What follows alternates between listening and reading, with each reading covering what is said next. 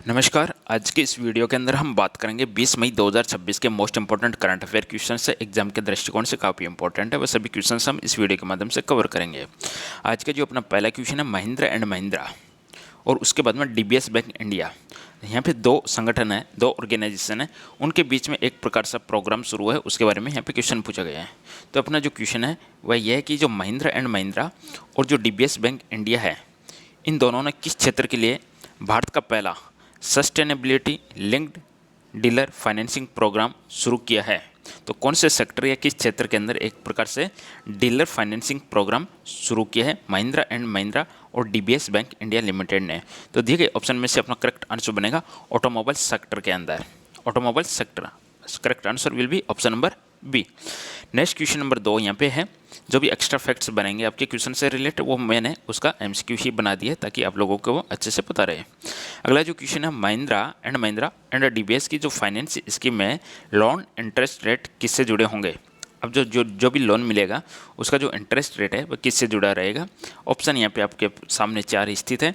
इस क्वेश्चन का सही जवाब बनेगा ऑप्शन नंबर सी के साथ में स्थिरता मानदंड यानी सस्टेनेबिलिटी पैरामीटर्स पे जुड़े रहेंगे। Option number C sustainability parameter स्थिरता मानदंड, सही जवाब option number C. Next question number 3 है, भारत और वियतनाम ने 19 मई 2026 को किस क्षेत्र में MOU पर हस्ताक्षर किया है, बताएगा भारत और वियतनाम ने। इस क्वेश्चन का आपका सही जवाब बनेगा AI and quantum technology. Correct answer will be option number B के साथ में। AI मतलब आर्टिफिशियल इंटेलिजेंस की बात हो रही है, and quantum technology, AI and quantum technology. Bharat और वियतनाम ने इस पर MOU एग्रीमेंट पर साइन किए हैं। नेक्स्ट क्वेश्चन आपका है, इंडिया वियतनाम AI और क्वांटम टेक्नोलॉजी MOU का आदान प्रदान कहाँ हुआ। तो इस क्वेश्चन का आंसर बनेगा आपका ऑप्शन नंबर सी हनोई के अंदर। हनोई क्या है, वियतनाम की कैपिटल है, ध्यान रखिएगा।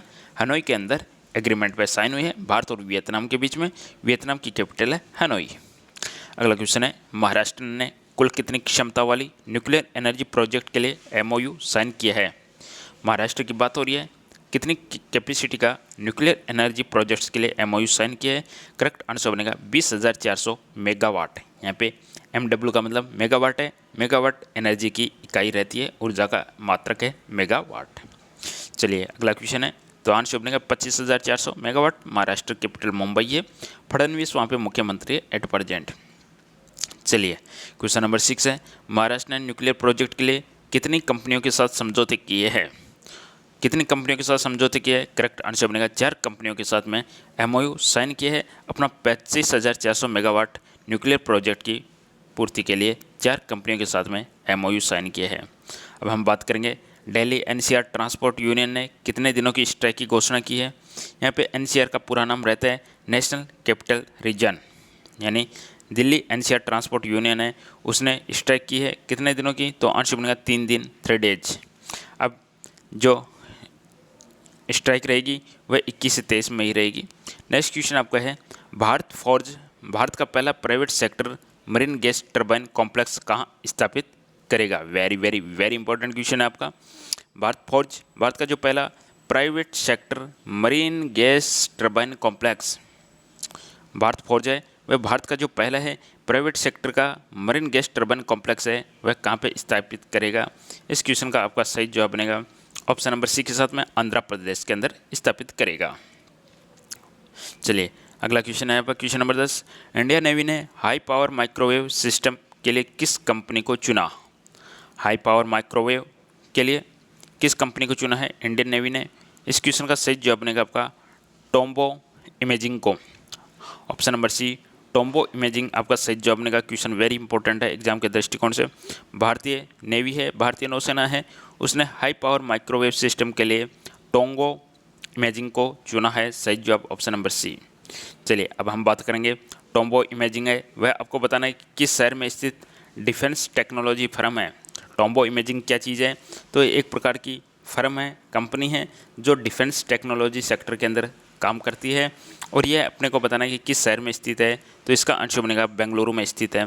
टोम्बो इमेजिंग है बेंगलुरु में स्थित है। चलिए क्वेश्चन नंबर 12, भारत को कौन सी एयर डिफेंस मिसाइल सिस्टम की चौथी स्क्वाड्रन मिलने वाली है। यानी चौथी खेप मिलने वाली, वेरी इंपॉर्टेंट क्वेश्चन है क्योंकि ये काफ़ी ज़्यादा यूजफुल रही थी जो ऑपरेशन सिंदूर हुआ था उस समय। तो विदेशी है ये। तो यहाँ पे आपका आंसर बनेगा S-400। यहाँ पे आपको जो आकाश है वह भी एक प्रकार से मिसाइल भी है और आपका डिफेंस सिस्टम भी है। तो यहाँ पे आपका आंसर बनेगा S-400 है। इसकी चौथी स्क्वाड्रन मिलने वाली है भारत को। और ये कहाँ से मिलती है? तो ये रसिया से मिलती है, रूस। चलिए अगला क्वेश्चन है, S-400 मिसाइल है मूल रूप से किस देश की है? तो यहाँ पे आपका करेक्ट आंसर बनेगा रूस की है। रूस की राजधानी मास्को है। मुद्रा रूबेल है। वर्तमान में प्रेसिडेंट कौन है रूस के? कमेंट करके बता सकते हो। व्लादिमीर पुतिन रूस के प्रेसिडेंट है वर्तमान में। करेक्ट आंसर बनेगा S-400 मिसाइल सिस्टम है वह रूस से संबंधित है। और जो ब्रह्मोस है वो भारत और रशिया का संयुक्त उपक्रम है इंडिया की मिसाइल से। नेक्स्ट क्वेश्चन आपका question number 14, Delhi airport Bharat का पहला किस प्रकार का एयर ट्रेन सिस्टम विकसित कर रहा है? किस प्रकार का पहला एयर ट्रेन सिस्टम विकसित कर रहा है दिल्ली एयरपोर्ट?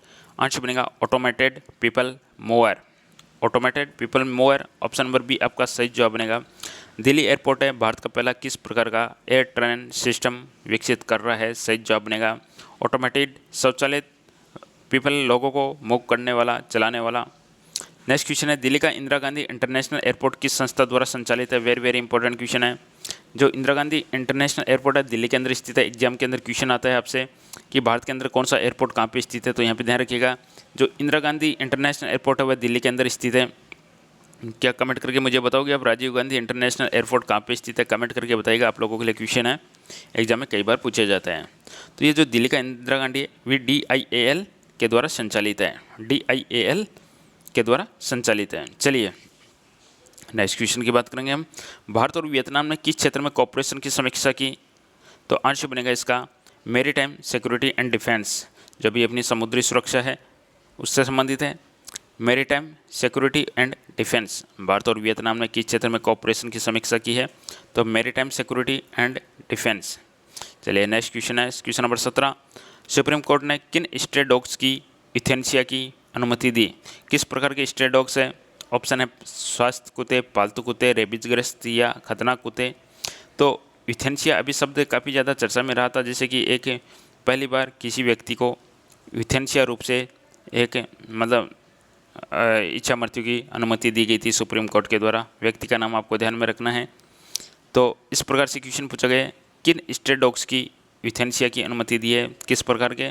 तो आंसर बनेगा जो भी रेबीज या डेंजरस कुत्ते हैं उनकी मरने की अनुमति दी है। चलिए अगला क्वेश्चन आपका, BC खंडूरी किस राज्य के पूर्व मुख्यमंत्री थे जिनका हाल ही में निधन हो गया? BC खंडूरी का संबंध किस क्षेत्र के साथ में था? पॉलिटिशियन थे। वह किस राज्य के मुख्यमंत्री थे जिनका हाल ही में निधन हो गया? तो वह उत्तराखंड के मुख्यमंत्री थे। सही जवाब बनेगा ऑप्शन नंबर बी उत्तराखंड है। चलिए BC खंडूरी का जो निधन है वह किस शहर में हुआ है? क्वेश्चन नंबर 19, टॉप 30 क्वेश्चन यहाँ पे हम लगाने वाले हैं। BC खंडूरी का जो निधन हुआ है किस शहर में हुआ है? तो आंसर बनेगा देहरादून में हुआ है। उत्तराखंड की कैपिटल है देहरादून। राजनाथ सिंह ने मई 2026 में किस देश की यात्रा की? तो भारत के जो रक्षा मंत्री है राजनाथ सिंह है, उन्होंने यात्रा की थी, वियतनाम की यात्रा की है। आंसर बनेगा option number B. Rajnath Singh ने वियतनाम के किस राष्ट्रपति से मुलाकात की? Very very important question exam में आ सकता है कि वियतनाम की जो कैपिटल हनोई है, तो आपको बताना है कि वियतनाम के प्रेसिडेंट कौन है दिए गए ऑप्शन में से। तो दोस्तों वियतनाम के जो प्रेसिडेंट का नाम है टो लाम। करेक्ट आंसर बनेगा टो लाम, आपका करेक्ट आंसर बनेगा ऑप्शन नंबर सी। वियतनाम के राष्ट्रपति का नाम है टो लाम। चलिए अगला क्वेश्चन है, यूके के सबसे युवा इंडियन ओरेन मेयर कौन बने? यूनाइटेड किंगडम की बात हो रही है, पाउंड स्टर्लिंग जिसकी मुद्रा है। यूके के सबसे युवा इंडियन ओरिजिन मेयर कौन बने? तो आंसर बनेगा Tushar Kumar. Very very important question, Tushar Kumar. अब आपसे आज संबंध आ सकता है तुषार कुमार का संबंध किस देश के साथ में है, किस पार्टी के साथ में है? तुषार कुमार किस राजनीतिक दल से जुड़े हैं? तो इनका जो राजनीतिक दल है वह लेबर पार्टी। जैसे भारत में कांग्रेस बीजेपी चलती है वैसे ही वहाँ पे लेबर पार्टी है। तो आंसर बनेगा ऑप्शन नंबर बी के साथ में लेबर पार्टी से संबंध है तुषार कुमार का, लेबर पार्टी। नेक्स्ट क्वेश्चन है, तुषार कुमार किस नगर के मेयर बने? तो नगर की बात करेंगे तो हम तो यूनाइटेड किंगडम के अंदर एल्स्ट्री और बोरवुड के, तो एल्स्ट्री एंड बोरवुड के मेयर बने हैं तुषार कुमार। सबसे कम उम्र के इंडियन ओरिजिन मेयर बने हैं एल्स्ट्री बोरवुड। चलिए अगला क्वेश्चन है, यूनाइटेड स्टेट ने इंडिया के लिए कौन से डिफेंस सपोर्ट डील्स अप्रूव किया? वेरी वेरी इंपॉर्टेंट क्वेश्चन है। अमेरिका ने भारत के लिए किस प्रकार के डिफेंस सपोर्ट है डील्स को अप्रूव किए हैं? तो यहाँ पे आंसर बनेगा अपेची एंड M777। अपेची एंड M777 सही जवाब बनेगा इसका option number B, Apache and M777। चलिए दोस्तों नेक्स्ट क्वेश्चन की बात कर लेते हैं हम। इसकी लागत की बात कर लेते हैं, एग्जाम के लिए इंपॉर्टेंट है। अपेची एंड M777 डील्स की कुल अनुमानित कीमत कितनी थी? कुल अनुमानित कीमत थी इसकी लगभग $428.2 मिलियन। 428.2 मिलियन डॉलर, याद रख लीजिएगा। 4 दूना 8, 428.2 million $। G20 foreign minister meeting 2026 कहाँ आयोजित होगी? G20, तो यहाँ पे आंसर बनेगा अटलांटा में आयोजित होगी, अटलांटा। G20 विदेश मंत्रियों की जो मीटिंग है 2026 है वह कहाँ पे होगी? अटलांटा में आयोजित होगी। अगला क्वेश्चन है G20 फॉरेन मिनिस्टर मीटिंग कब आयोजित होने वाली है दोस्तों? तो यह 30 अक्टूबर 2026 को आयोजित होगी। चलिए next question very important question है। जो इबोला अभी एक चर्चा में रहा वायरस आपका जो संक्रमण है, इबोला कंसर्न्स के कारण ट्रैवल रेस्ट्रिक्शन किस देश ने लगाए हैं? बताइए, इबोला फैल रहा है, इसके कारण किस देश ने वो लगाए हैं? तो आंसर बनेगा यूनाइटेड स्टेट्स। ट्रैवल रेस्ट्रिक्शन किस देश ने लगाए हैं? यूनाइटेड स्टेट्स ने। और आज का अपना जो लास्ट क्वेश्चन रहने वाला है वह स्क्वाड्रन लीडर सान्या भारतीय वायुसेना की पहली क्या बन गई है? Sanya very very important question है। तो वह बनी है cat A qualified flying instructor. Cat A qualified flying instructor बन चुकी है। आंसर आएगा ऑप्शन नंबर सी के साथ में क्वेश्चन आएगा। सान्या का संबंध किससे है? भारतीय वायुसेना से है। स्क्वाड्रन लीडर सान्या भारतीय वायुसेना की पहली cat A qualified flying instructor बन चुकी है। दोस्तों ये थे आज के most important current affair question. पसंद आए तो चैनल को जरूर सब्सक्राइब कीजिएगा, वीडियो को लाइक कर दीजिएगा। इसी प्रकार के डेली करंट अफेयर क्वेश्चन प्राप्त करने के लिए आप सभी का बहुत बहुत धन्यवाद। Thank you.